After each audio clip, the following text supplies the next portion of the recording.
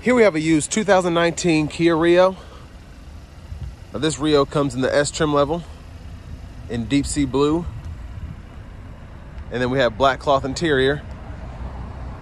The powertrain consists of a 1.6 liter naturally aspirated 4-cylinder engine. That's mated to a 6-speed automatic transmission. That gives us 137 horsepower.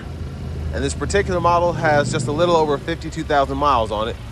But as we come to the front end here, not a bad look. I do believe these headlamps are aftermarket. So somebody put LEDs in here. I like the look, especially in this blue here. Just have a little bit of road rash on the front. And then over here, these are gonna be 15-inch steel wheels, hubcaps there. And then we also have aftermarket tint on the side windows here. But to the door panel, we have one touch express down for the driver's side, just regular power windows on the other 3 doors. Rear window lock there, power door lock controls here, and then we have our power mirror controls here, and we can use this middle dial to adjust the direction, and then you can choose the left side, right side, or offset it there in the middle. Bottle holder there. Traction control. There's the hood release. And then we do have a manual tilt steering wheel. And here we have the driver's seat, so we can adjust the seat bottom, the seat bottom up or down, and then we can also adjust the seat back there. But I have that seat up front adjusted for someone of my size, being 6'3" with longer legs, so we're gonna check out this room really quickly before it starts to rain. So not the best room, it's not terrible, I guess, but there it is. Sorry if it's not the best definition because of the lighting and the tint here, it's just dark in the back. And then we have a seat back pocket on the side there, or behind the passenger side. And then a USB-A illuminated charge port down there, which is pretty cool. And there's a view of the front. And we'll turn this off. Get back to some light. And there's a grab handle there. We could probably put a plastic hanger or a metal hanger on that hook there if you want to hang your shirts up.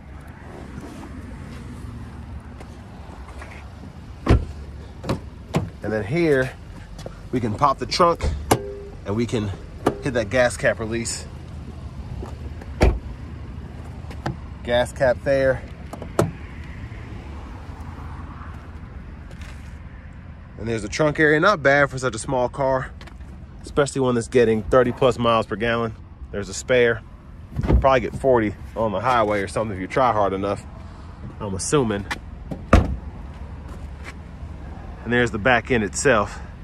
So this actually, when I got it, or got my hands on before I let it idle for a minute, it had averaged 32.5 miles per gallon just from the previous owner. And we can fold this down, and then you can actually put that down, and when the seat's up far enough, that'll fold flat and you can run longer objects through. And then our anchors are down there. And this rain's starting to come down, so I'm gonna try and hurry it up. Seat back, seat bottom adjustment. We can't pump the seat up or down like we can on the driver's side. And we just have a little burn there, it looks like. But this car doesn't smell like smoke. Glove compartment.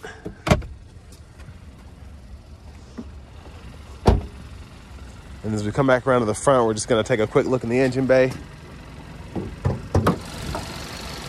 There's that 1.6 liter 4-cylinder.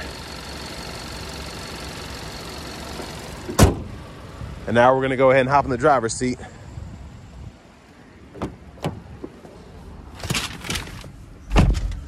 So here we have the hard plastic steering wheel here. There's the horn. Now over here to the radio, we do get FM radio and then AM there, no XM. Turn this air down a little bit. But we do have the Bluetooth audio as well as the wired CarPlay. Turn Bluetooth on from your device. Android Auto compatibility. And then I hit that phone button. I was just showing you how you compare the phone. It gets a little loud. The lady on the screen does.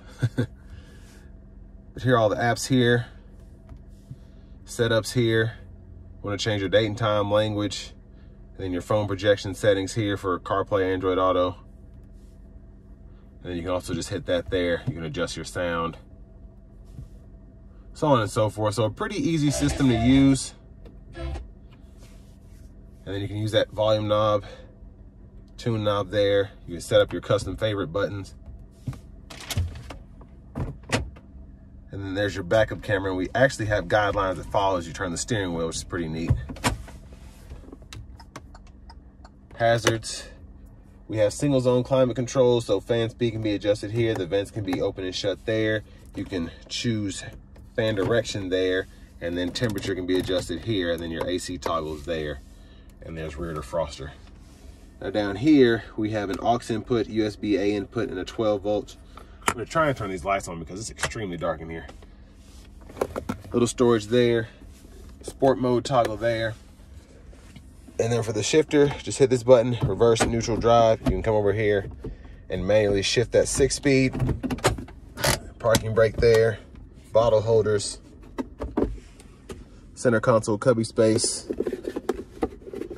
And the bottom mat wasn't in all the way. And there's a view of the back seat from up here. Sunglasses holder, which is nice on a cheaper car like this. And there's the vanity mirror, no light there. And back to the steering wheel, headlamps, auto, so all the lights are off there. High beams, and you turn them off there and you can flash there as well. And then our windshield wiper controls are here. So we have one time, off, intermittent, low, high. We can adjust the intermittent wipers here, pull up here for the front wiper fluid. Now over here, I like how the audio buttons are set up, but in typical Kia fashion, if you don't have it turned down on every single bandwidth that you're on, it'll surprise you. So this will go through the audio sources though. And then voice recognition, Bluetooth controls. You can use this to go through your radio station presets, and then you can use this to adjust volume and click there to mute. And then this goes through the little middle screen here. It pulls up the trip meter. So I like that. And then we can toggle the cruise on or off push button and adjust that there. So all the cruise buttons are on that right side. And then we have power door locks, but no key fob with this one. So it's just a turn key there. You have to use that to unlock the vehicle as well. But now let's go ahead and take this 2019 Kia Rio S out on the road for a test drive. So starting the test drive in this Rio S, even with front wheel drive, it has enough pull to get a little tire spin going as I pull out of the parking lot. I'm actually impressed with just how it got up to speed. I had a 97 Geo Prism that had the same powertrain. I think it just had a 3 or 4-speed automatic though, and it wasn't as quick as this is. So I'm impressed by it so far. I'm gonna put it in a sport mode and just be a little careful with it. I just wanna see how it drives differently. All right, so it's wanting to keep the revs higher, which is pretty cool. I like that. And let's manually shift here as well.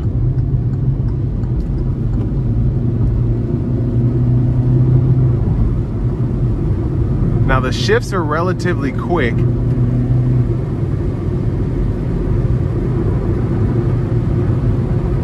So that's pretty cool. This is actually just a super impressive car for what it is. I'm gonna turn the sport mode off now, cruise control. And you'll see our fuel economy down here. Well, hopefully you can see it. But we're getting right at around 35 miles per gallon, and we're on a slight incline. So as we start to level out, you'll see why this thing is averaging 31.7 miles per gallon. So just an impressive vehicle when it comes to fuel economy.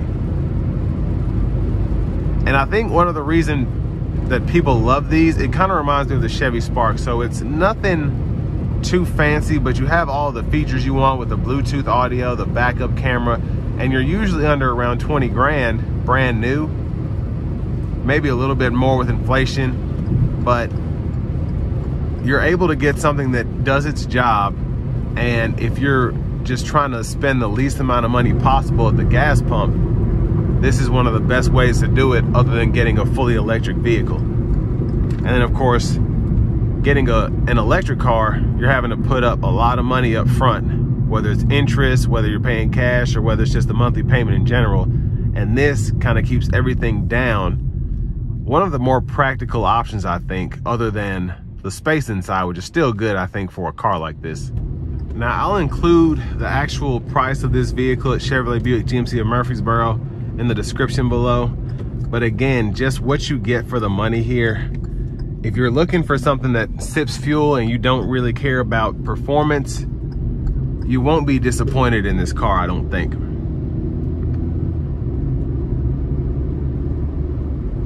And overall, just all of the sound acoustics in here are decent. Everything about this car is just adequate.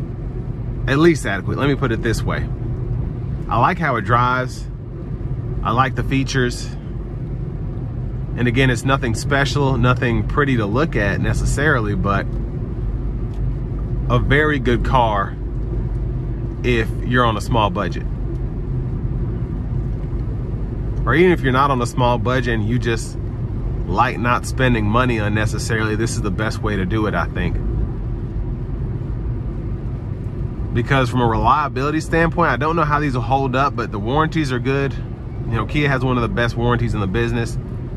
But on top of that, just I'm sure getting these fixed is not going to be nearly as expensive as other, heck, even Japanese American-made cars. This Kia is probably going to be one of the cheaper ones to fix because there's not too much going on. It's not like you have to worry about a CVT. You're not having a turbocharged engine or something wild going on there. Just a 1.6 liter 4-cylinder. And honestly, the power output, having 137 horsepower, is not bad at all for this car. And like I said, you'll probably be able to get 35, 40 miles per gallon average, depending on how you drive. If you do a lot of highway commuting. It's just an impressive bargain car. And unlike the Spark, I think this has a little bit more room to it, just with it being an overall bigger car. But you still have that same fuel economy, that same feeling of just spending as little as possible on driving.